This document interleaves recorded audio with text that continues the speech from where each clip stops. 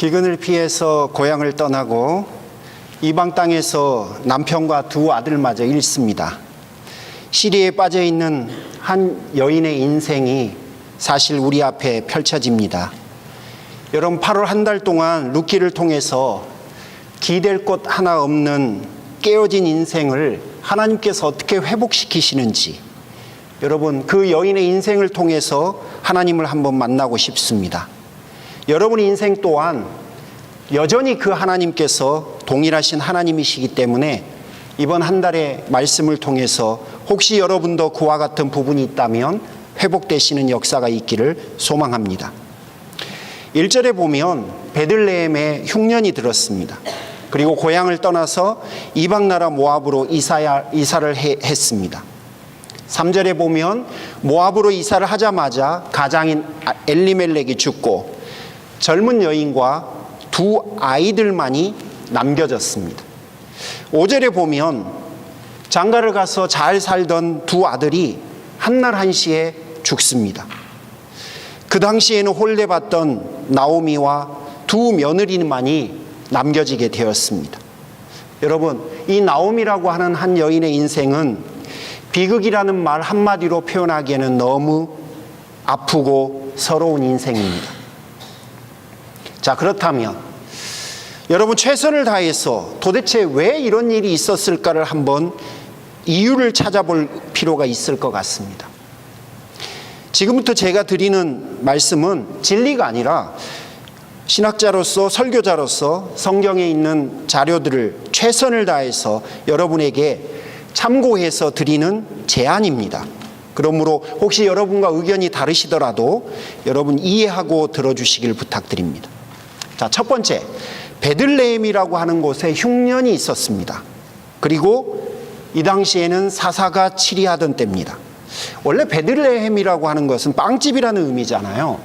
그러니까 왜 빵집이라고 하는 이름이 생겼냐면 다른 동네보다 먹을 게 훨씬 풍성하기 때문이에요. 그런데 흉년이 들었어요. 그러면 그 동네만 그런 게 아니라 그 주변에 있는 많은 곳에 먹을 것이 너무너무 없다는 이야기겠죠. 흉년이 드는 이유가 뭡니까? 비가 안 와서죠. 왜 비가 안 왔을까요? 하나님이 안 주셨으니까 그렇죠. 하나님은 왜 그 비를 안 주셨을까요? 그게 신명기 28장 24절에서 힌트를 가질 수 있습니다. 자, 신명기 28장은 이렇게 시작하죠. 내가 만일 여호와의 말씀을 순종하지 아니하면 여호와께서 비 대신에 티끌과 모래를 내 땅에서 내리시리니 그것들이 하늘에서 내 위에 내려 마침내 너를 멸하리라. 자, 신명기 28장을 근거로 하면 하나님께서 비를 주시지 않는 이유는 이스라엘 백성들의 불순종에 대한 하나님의 심판이라, 이렇게 이해하는 것이 맞을 것 같습니다. 그 다음에 모압으로 이사를 한 후에 남편 엘리멜렉이 죽습니다. 히브리 원문 1장 3절은 이렇게 시작합니다. 바에모트 엘리멜렉. 이게 무슨 말이냐면요, 엘리멜렉이 이사를 하자마자 죽었다, 이렇게 돼 있어요. 그러니까 이 단어가 우리에게 알려주는 건 뭐냐면요, 엘리멜렉의 죽음과 엘리멜렉의 이사가 연관되어 있다는 것을 우리에게 알려줍니다. 그러니까 엘리멜렉이 이사하자마자 죽었다라고 성경 저자는 그의 죽음에 대한 원인을 암시를 해줍니다. 자, 그렇다면 여러분, 엘리멜렉의 죽음은 그의 이사와 관련되어 있다는 이야기겠죠. 그렇다면 하나님 보시기에 엘리멜렉의 이사는 하나님에게 합당치 않은 거였다는 결론입니다. 그럴 수밖에 없죠. 사실 하나님께서 그들에게 흉년을 주시고 기근을 주신 이유는 그들의 마음이 다시금 여호와께로 돌아오게 하기 위해서였는데 그걸 거부하고 이방 땅으로 이사를 가버린 거예요. 그러므로 여호와께서 엘리멜렉 가정에게 흉년을 주신 것과 정반대의 선택을 지금 엘리멜렉이 한 것입니다. 그러므로 그의 선택에 대한 하나님의 심판이고 결과라고 추측할 수 있습니다. 마지막 세 번째 있는 두 아들의 갑작스런 죽음. 모압으로 이사한 지 한 10년 정도 지났을 때에 두 아들이 가정을 이루어서 잘 살다가 갑자기 두 아들이 한날 한시에 죽습니다. 여러분, 요즘 같으면 한날 한시에 죽는 일들이 굉장히 다양할 수 있어요. 안타까운 일이지만 오늘 또 비행기가 추락해서, 헬기가 추락해서, 비행기가 아니라 헬기입니다. 헬기가 추락해서 스위스에서 20여 명의 사람이 한꺼번에 죽었다고 합니다. 관광객들이래요. 그 관광객들이 아마 일가족들도 있겠죠. 그러면 요즘 같은 시대에는 그런 일이 쉽습니다. 운전을 하고 가다가도 그럴 수 있지요. 또 어떤 사람에게 의해서 총기 난사 사건에 의해서도 그럴 수 있습니다. 하지만 이 당시만 해도요, 두 아들이 함께 죽는 일은 흔한 일이 아닙니다. 전염병이 돌았거나 아니면 뭔가 특별한 이유가 있어서겠죠. 하지만 오늘 본문에서는 전염병이 돌았다는 이야기가 없어요.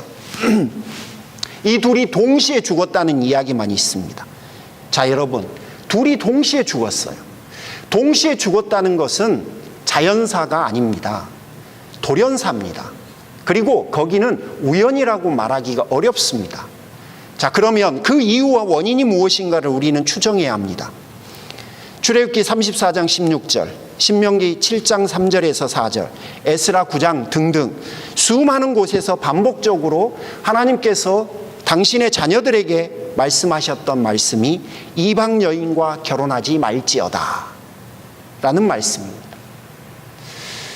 자, 두 아들의 죽음은 둘이 동시에 죽었다는 것과 또 이방 여인과 결혼하지 말라는 하나님의 말씀에 대한 불순종, 이 둘을 통해서 결국 두 아들의 죽음은 하나님의 말씀에 대한 불순종에 대한 하나님의 심판이다라고 생각할 수밖에 없습니다. 여러분, 이 세 가지 이야기를 다 들으시면서 여러분 굉장히 우울한 마음이 드셨을 거예요. 하나님이 우리에게 이렇게 즉각적으로 심판하시는 분이신가? 하나님이 이렇게 우리의 불순종에 대해서 지금까지 그렇게 죽음 혹은 기근 이런 걸 통해서 그렇게 벌하셨던 분인가? 여러분, 성경을 보시면 그런 경우가 정말 드뭅니다.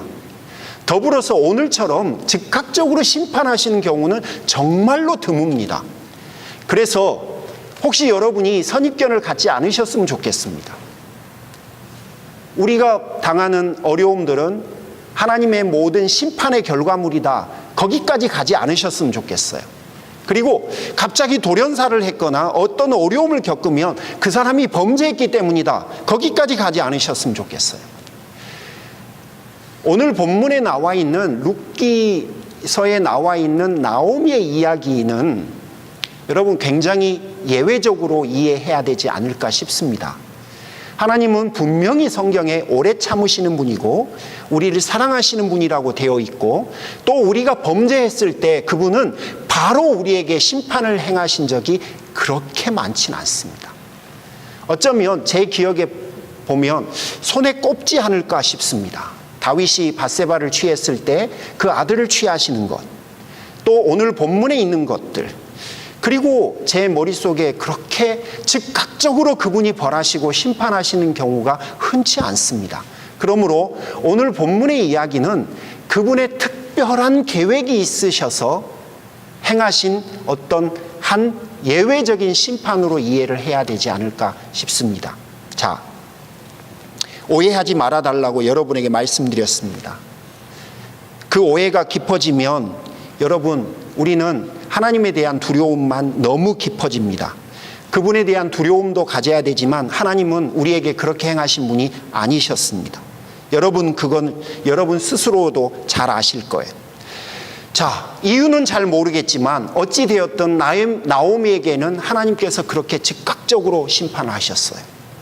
결국 현재 있는 나오미의 기근, 남편의 죽음, 두 아들의 죽음, 나오미가 겪고 있는 고통들은 엄밀하게 따지면 그녀가 한 선택의 결과들입니다. 하나님에 대한 불순종 때문에 지금 이런 일들이 벌어졌다라고 우리는 이해해야 합니다.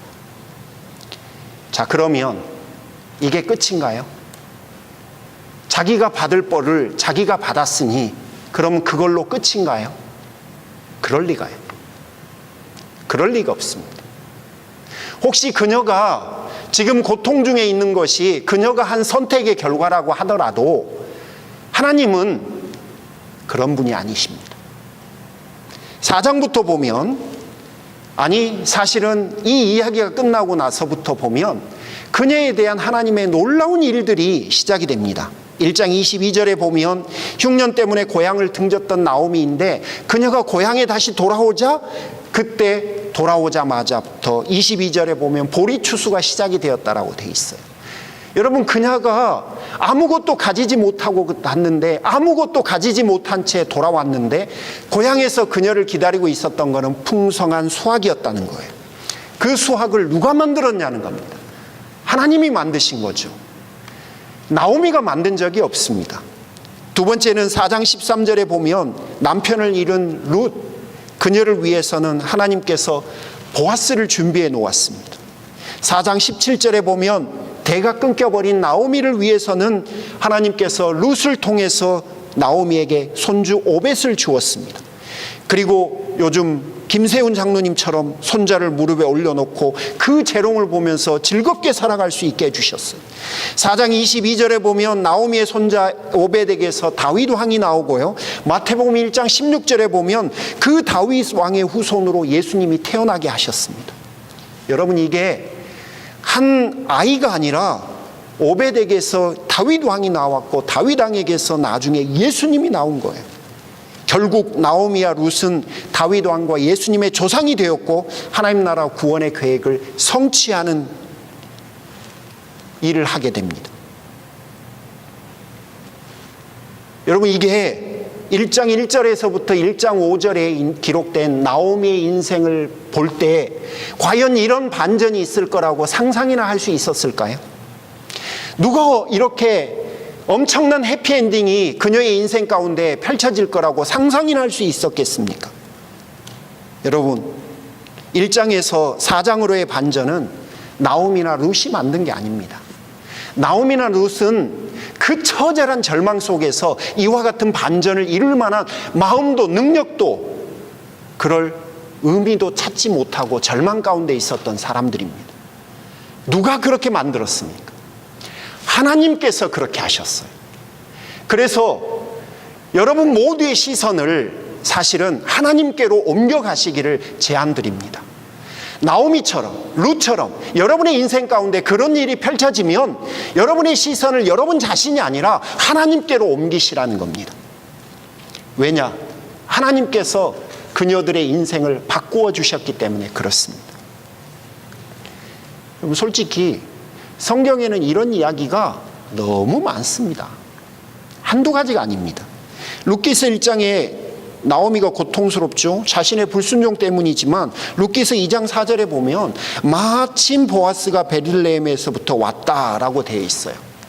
그러니까 룻이 이삭을 줍고 있는데 그 룻이 이삭을 줍고 있던 밭의 주인이 보아스라고 하는 사람이거든요. 근데 그 보아스가 베들레헴에서 있다가 그 밭으로 온 거예요. 그런데 이 마침이라고 하는 단어는 무엇을 의미하냐면요, 그냥 우연히 온 게 아니라요, 하나님이 그를 베들레헴에서 그 밭으로 이끌었다는 거예요. 근데 여러분, 거기서는 누가 이삭을 줍고 있었냐면 룻이 이삭을 줍고 있었던 거예요. 그러니까 룻과 보아스의 만남은 그냥 우연하게 이루어진 게 아니라 하나님이 그렇게 하셨다는 겁니다. 에스더 6장 1절에 보면 그날 밤에 왕이 잠이 오지 아니함으로 라고 기록되어 있어요. 여러분, 에스더는 여러분께서 잘 아시는 성경이잖아요. 하만이라고 하는 페르시아 관리가 모르드게라고 하는 사람을 너무너무 싫어했고 또 그의 민족 또한 너무너무 싫어했어요. 그래서 그 아하수에로 왕의 재가를 얻어서 이스라엘 민족을 한 날을 딱 잡아서 그날은 이스라엘 민족이 가지고 있는 모든 재산을 탈취해도 되고 누구든지 이스라엘 백성들을 죽여도 좋다라는 허가를 받았어요. 그러니까 그날 밤은 하만이 어떻게 모르드게를 죽일까를 고민하고 있었는데 그 시간에 하나님은 아하수에로 왕을 잠들지 못하게 하고 깨어서 하만이 모르드게를 죽이려고 하는 그 순간 하나님은 모르드게를 어떻게 상을 줄지를 아하수에로 왕이 고민하게 만들어 버리셨어요. 여러분, 이걸 누가 했냐면 하나님께서 그렇게 하신 거예요. 이런 일들은 성경 안에 너무너무 많아요.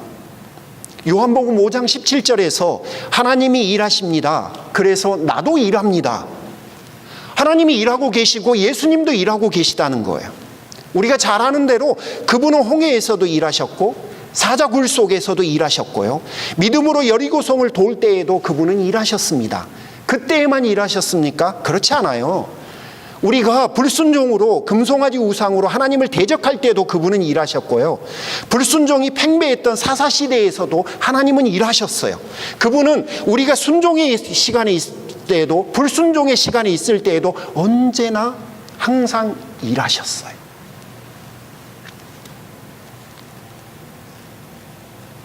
최선, 최악의 순간을 가리지 않고 하나님은 항상 일해 주셨습니다.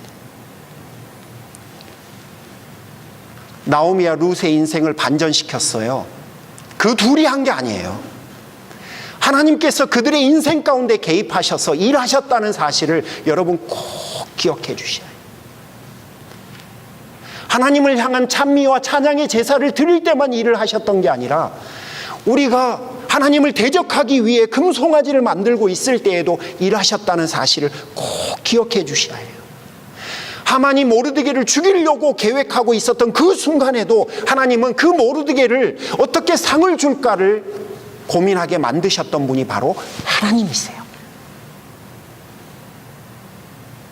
여러분, 우리 인생 가운데 바로 그 하나님께서 주인 되셔서 일하고 계시다는 사실을 여러분이 신뢰하고 살아가시기를 주님의 이름으로 축복합니다. 여러분의 인생에도 충분히 이런 일들이 많이 있으셨을 거예요. 지금까지 살아오시면서 하나님 아버지의 그 일하심, 하나님께서 내 인생 가운데 주인 되셔서 내가 고통 가운데 몸부림치고 있을 때 내가 그분을 원망하고 있는 그 순간에도 그분이 일하여 주셔서 결국은 내 인생에 선하신 뜻을 이루어 주셨다는 것을 여러분이 경험하셨을 거예요. 혹시 지금 나오미와 같은 처지에 계신 분들이 있으십니까? 우리가 아무리 고통스러운 순간에 지금 처해 있다 하더라도 여러분, 성도에게는 그게 끝이 아닙니다. 왠지 아십니까? 여러분, 하나님께서 미워하신 것은 나오미의 불순종이지 나오미가 아니에요. 하나님은 나오미의 불순종이 미운 거지 나오미 그 자체가 미웠던 게 아니에요. 그래서 그분은 나오미의 인생 가운데 일하신 거예요. 하나님은 깨어진 인생을 회복시키실 능력과 사랑의 하나님이십니다. 또 주님은 여러분을 위해서 이미 모든 비용까지도 미리 지불해 놓으셨어요. 그러므로 사랑하는 성도 여러분, 여러분에게 이해가지 않는 일들이 생기시면 주님, 저는 이 상황을 이해할 수 없습니다. 하지만 주님, 저는 주님께서 저의 편임을 압니다. 주님, 저도 주님 편에 설 것입니다. 여러분, 고백하시기를 주님의 이름으로 축복합니다. 제가 여러분에게 이런 상황에 처하면 우리의 마음이 자꾸 한쪽으로 쏠리거든요. 네, 그럴 때마다 여러분에게 드리고 싶었던 말씀이 있습니다. 뭐냐면 두 번째 드리고 싶은 말씀인데요. 하나님의 자녀들은 하나님의 뜻에다 관심을 좀 기울여야 합니다. 나에게 이런 일이 일어났는데 하나님, 왜 나에게 이런 일이 있습니까? 왜 접니까? Why me? 우리는 주로 그럽니다. 그만큼 약하기 때문에 그렇고 그만큼 고통스럽기 때문에 그렇죠. 저도 그렇습니다. 저도. 그런데 여러분, why me 말고 성경은 우리에게 what, how 이거를 좀 물으라고 이야기를 해요. 하나님, 제가 어떻게 해야 될까요? 하나님, 제가 무엇을 해야 합니까? 하나님 왜 저한테 이러세요가 아니라 하나님 제가 무엇을 해야 할까요? 하나님 제가 어떻게 하기를 원하세요? 라고 하는 걸 물어한다고 가르칩니다. 대표적인 인물이 욥이죠. 욥이 당한 고난을 우린 너무나 잘 압니다. 근데 욥기서 2장 10절에 보면 욥이 이 모든 일을 당하고도 하나님께는 입술로도 범죄하지 않았다라고 합니다. 이유는요, 당연하죠. 이게 뭐냐면 자신의 인생의 주인이 하나님이라는 사실을 이해했고, 그래서 주권을 하나님 앞에 드렸기 때문에 그래요.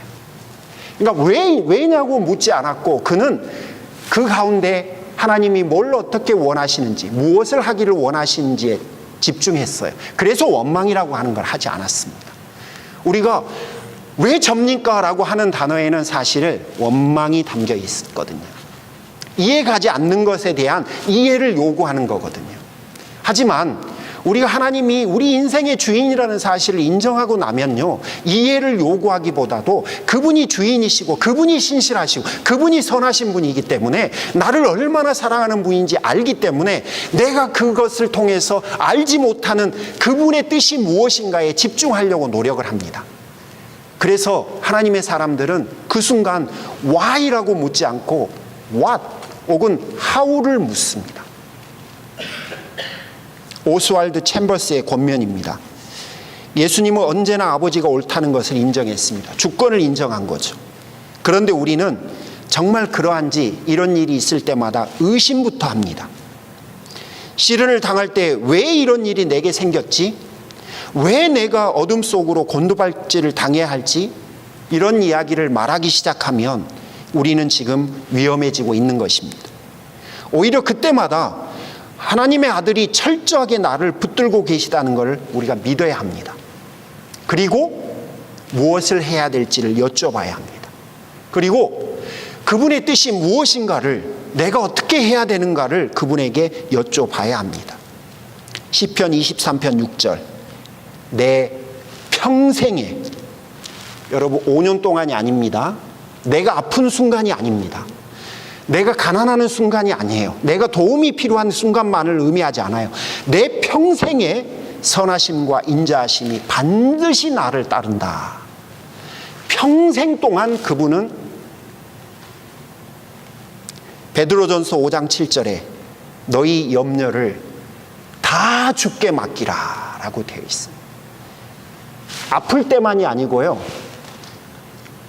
지금 문제가 생겨서만이 아니고 모든 것을 다 주께 맡겨도 된다라고 하는 허락을 지금 베드로를 통해서 우리에게 주고 계시는 거예요. 말씀을 준비하다 보니까요, 사탄이 진짜 바보 같다는 생각이 들었습니다. 여러분 욥기서에 보면 사탄이 우리에게 고통을 주잖아요. 고통을 주는 이유가 뭐겠어요? 그 고통을 통해서 하나님을 떠나게 만드는 거 아니겠습니까? 하나님을 멀리하라는 거겠죠. 우리의 삶을 망가뜨리고 결국은 우리에게서 믿음을 앗아가려고 하는 거 아니겠습니까?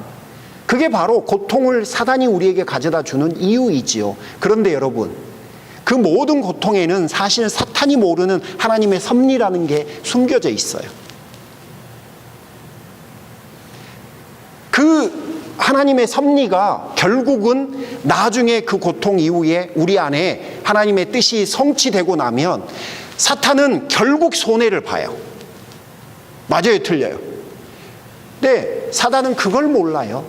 그걸 모르고 우리에게 고통을 던져주고 우리가 고통을 당하고 있으니까 그 고통만 보고 자기는 모든 걸 이루었다라고 생각해요. 만약에 예수님이 십자가에서 죽으신 이후에 모든 인류에 대한 구원을 성취하시고 또 자기가 영원히 죽임을 당할 것을 사단이 알았다면 예수님을 십자가에 못 박았을까요? 그럴 리가 없죠. 그걸 몰랐기 때문입니다. 그러므로 우리에게 사단이 혹시 우리 인생에 고통을 가져다 준다 하더라도 사탄이 우리에게 가져다 주는 그 고통은 정말 미련하고 어리석은 거예요. 단 여기에는 하나님의 섭리가 담겨져 있다는 것을 인정하고 그 섭리를 발견하고 그 뜻을 찾아가기 위해서 신실하게 믿음으로 반응하는 성도들에게만 그렇게 유익하다는 겁니다. 반대로 우리가 경제적 위기에 처했다고 하나님께 화를 낸다면 그 안에 하나님의 섭리가 숨겨져 있다는 걸 그분은 모르는 거예요. 오히려 그 경제적 어려움을 통해서 우리의 믿음을 빼앗아가고 우리의 기쁨과 우리의 행복을 앗아가려고 하는 사탄의 동기에 동조하는 것이 되겠죠. 여러분이 아프다고 하나님을 원망한다면 그 안에 숨겨져 있는 하나님의 사랑을 거부하는 것이겠죠. 그분께서 어떤 방식으로든 우리를 연단하시기로 작정하셨다면 거기에는 분명히 그분만의 뜻이 담겨져 있습니다. 따라서 여러분, 정말 쉬운 일은 아닌데요.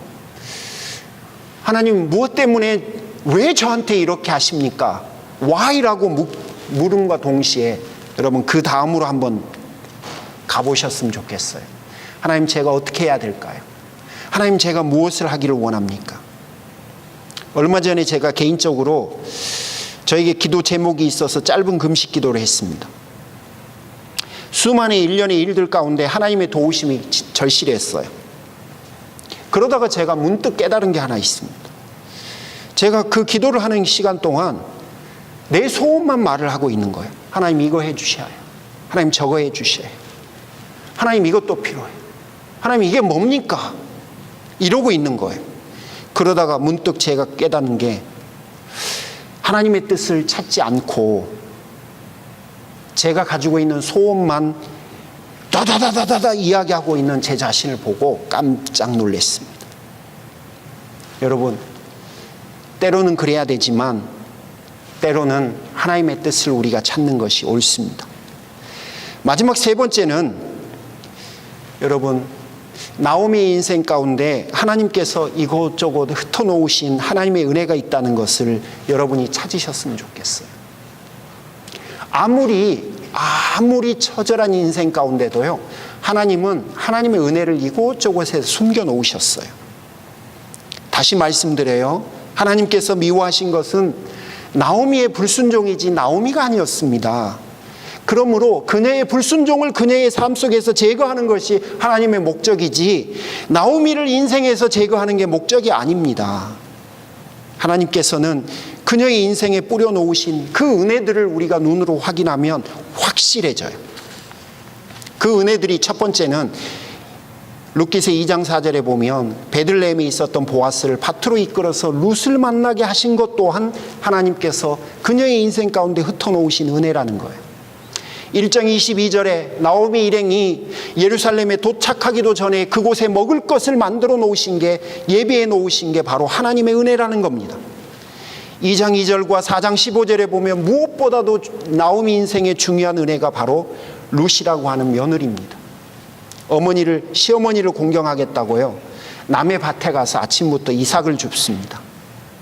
여러 가지 희롱을 당할 가능성도 여러분 두려워하지 않고 세상에 친정 어머니도 아니고 시어머니를 위해서 이런, 나중에는 손주까지, 노후의 기쁨까지 회복시켜준 정말 7 아들과도 바꾸지 않은 며느리였죠. 그리고 마지막은 4장 16절부터 17절에 있는 손주 오벳이었습니다. 여러분, 오벳은 놀라운 인물이에요. 자신의 불순종 때문에 그의 가정에 고통이 왔잖아요. 그런데 하나님은 그 고통을 하나님의 은혜로 바꿔버리셨어요. 어떻게 바꿔버리셨냐면, 여러분, 그녀의 불순종을 이용해서 하나님께서 창세기부터 말씀하셨던 구원 계획을 성취해버리셨어요. 룻이라고 하는 며느리를 통해서 보아스를 만나게 하고, 그 보아스에게서 오벳을 낳게 하고, 오벳 이후에 다윗 왕을 낳게 하고, 그 다윗 왕 이후에 예수님이 오셔서 구원을 성취하게 만든 겁니다. 여러분, 한번 봐보십시오. 이 우리가 상상이나 할 수 있는 일입니까? 그녀의 불순종에 대한 심판이 아니라 오히려 그녀의 불순종을 통해서 하나님께서 하나님의 구원 계획을 성취하는 도구로 바꿔버리신 거예요. 하나님의 놀라운 은혜가 그녀의 인생 가운데 있었다는 겁니다. 사랑하는 성도 여러분, 제가 여러분에게 늘 강조하는 이야기가 있잖아요. 우리 주변에 여러분 옆에 앉아 계신, 인생을 같이 살아가고 계시는 그분들이 하나님의 축복이라는 거예요. 부담스럽기도 하죠. 짜증스럽기도 하고요. 어떤 때는 그냥 저 왼수 이런 마음이 들 때도 있어요. 그래서 우리 솔직히 싫을 때도 있어요. 그런데 여러분, 지금 그분들이 부담스럽기만 하고 원수가 아니라요, 하나님께서 나와 인생을 함께 살아가라고 주신 하나님의 귀한 선물들이라는 거예요. 특히 가족과 교회 공동체는요, 그